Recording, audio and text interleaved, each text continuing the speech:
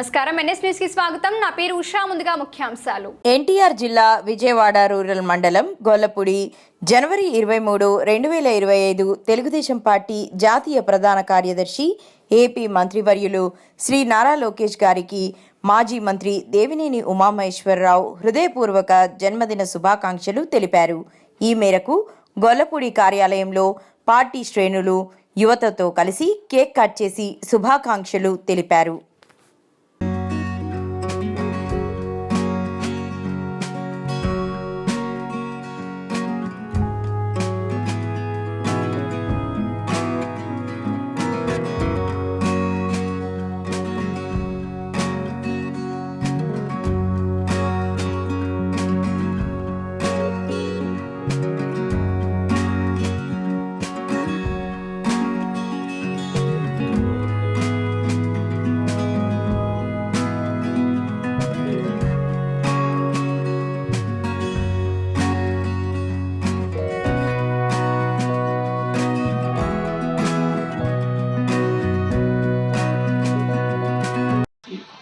ఇవాళ మౌలిక సదుపాయాలు కూడా స్కూల్స్లో అన్నీ కూడా అభివృద్ధి చేయాలి.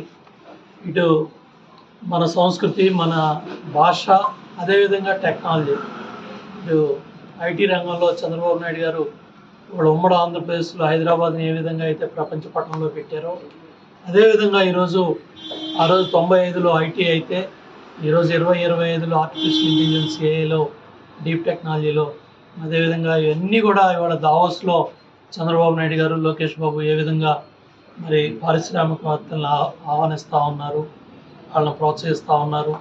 వాళ్ళు మళ్ళీ అన్ని రంగాల్లో కూడా ఆంధ్రప్రదేశ్ అన్ని ప్రాంతాల్లో పరిశ్రమలు స్థాపించే విధంగా, అన్ని రంగాల్లో కూడా మరి పరిశ్రమలు స్థాపించే విధంగా పారిశ్రామికవేత్తల్ని ప్రోత్సహిస్తూ సమావేశాలను ఏర్పాటు చేస్తూ వాళ్ళ పుట్టినరోజు సందర్భంగా కూడా ఈ కార్యక్రమాల్లో భాగస్వాములయ్యారు.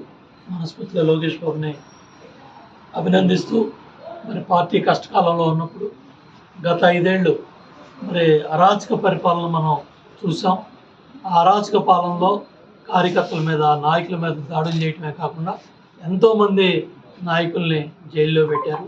అట్లాగే చంద్రబాబు నాయుడు గారిని 53 రోజులు రాజమండ్రి సెంట్రల్ జైల్లో పెట్టినప్పుడు లోకేష్ బాబు ఆ రోజు మరి ఆయన చూపించిన మరి 3132 కిలోమీటర్లో యువగళం పాదయాత్రలో మరి మాట్లాడటానికే మైక్ ఇవ్వని దుర్మార్గమైన ప్రభుత్వం, ఆ పరిస్థితులు దాపురిచ్చిన ఈ ఆంధ్రప్రదేశ్లో బల లాక్కున్నారు, మైక్ లాక్కున్నారు, వచ్చిన వాళ్ళని ఇబ్బంది పెట్టారు, తప్పుడు కేసులు పెట్టారు, రాళ్ళు వేసారు, కొడుగుట్లు వేసి ఎన్ని దుర్మార్గాలు చేయాలో అన్ని దుర్మార్గాలు గత 5 ఏళ్ళ అరాచక పాలనలో యువగళం పాదయాత్ర ద్వారా యువతలో ఒక ధైర్యాన్ని, చైతన్యాన్ని తీసుకొచ్చి ఇవాళ కూటమి ప్రభుత్వం నారా చంద్రబాబు గారి నాయకత్వంలో ఇవాళ బ్రహ్మాండంగా ముందుకెళ్తూ ఉంది.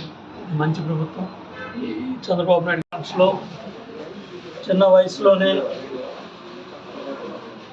మరి ఉన్నతమైన స్థానానికి వెళ్ళి ప్రజాసేవలో ముందుకెళ్తూ ఉన్నారు. స్వర్గీయ నందమూరి తారక రామారావు గారు వ్యవస్థాపక అధ్యక్షులుగా తెలుగుదేశం పార్టీని స్థాపించి 9 నెలల్లో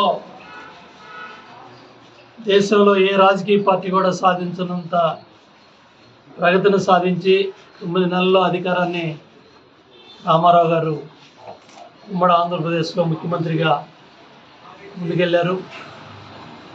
ఆయన స్థాపించిన పార్టీని కాపాడి 4 దశాబ్దాల పైగా నారా చంద్రబాబు నాయుడు గారు ఉమ్మడి ఆంధ్రప్రదేశ్లో, విడిపడ్డ ఆంధ్రప్రదేశ్లో 14 సంవత్సరాలు ముఖ్యమంత్రిగా పనిచేయటమే కాకుండా ఈరోజు 4వసారి ముఖ్యమంత్రిగా ముందుకెళ్తూ ఉన్నారు.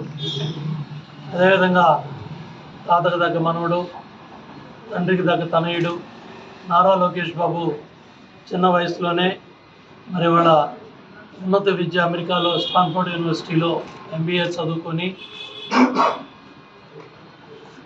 పంచాయతీరాజ్ గ్రామీణాభివృద్ధి శాఖ మంత్రిగా 25,000 కిలోమీటర్ల పైగా సిమెంట్ రోడ్లు రాష్ట్రం మొత్తం వేయటమే కాకుండా 30 లక్షల పైగా LED బల్బులు రాష్ట్ర వ్యాప్తంగా ఈరోజు కూడా గ్రామాల్లో వెలిగే లైట్లన్నీ కూడా నారా చంద్రబాబు నాయుడు గారు ముఖ్యమంత్రిగా ఉన్నప్పుడు పంచాయతీరాజ్ మినిస్టర్గా లోకేష్ బాబు ఉన్నప్పుడు ఆ ఎల్ఈడి బల్బులు వేయడం జరిగింది. ఇవాళ రాష్ట్రం అంతా కూడా కాంతిగా వెళ్తూ ఉన్నాయి. అదేవిధంగా ఈరోజు విద్యాశాఖ మంత్రిగా, ఐటీ శాఖ మంత్రిగా మరి ఈరోజు విద్యారంగంలో వినూత్నంగా ఆలోచనలు చేయడమే కాకుండా రాజకీయాలకు అతీతంగా విద్యాలయాలు ఉండాలి, మహనీయుల పేర్ల మీద కార్యక్రమాలు, ఏదైతే పథకాలన్నీ కూడా డాక్టర్ బిఆర్ అంబేద్కర్ గారు భారతరత్న ఆయన పేరు మీద, అట్లాగే అబ్దుల్ కలాం గారు భారతరత్న ఆయన పేరు మీద, డొక్కా సీతమ్మ గారి పేరు మీదుగా మధ్యాహ్న భోజనం, ఇట్లా ఎన్నో కార్యక్రమాలు రాష్ట్ర వ్యాప్తంగా మనం అన్నీ చూస్తూ ఉన్నాం. వాళ్ళ పాఠశాలలు ఏం జరుగుతూ ఉన్నాయో అట్లాగే పేరెంట్స్ టీచర్స్ మీటింగ్ కూడా 44,000 స్కూల్స్లో ఒకే రోజున ఏర్పాటు చేసి ఏ విధంగా ఇంకా ప్రతిభను గుర్తించాలి, టీచర్లను ఇంకా బాగా విద్యాలయాల్లో బోధన పెరిగే విధంగా, అలాగే పిల్లల ఉత్తీర్ణత శాతం పెరిగే విధంగా, పిల్లల ప్రతిభను గుర్తించే విధంగా తీర్చిదిద్దడమే కాకుండా నైతిక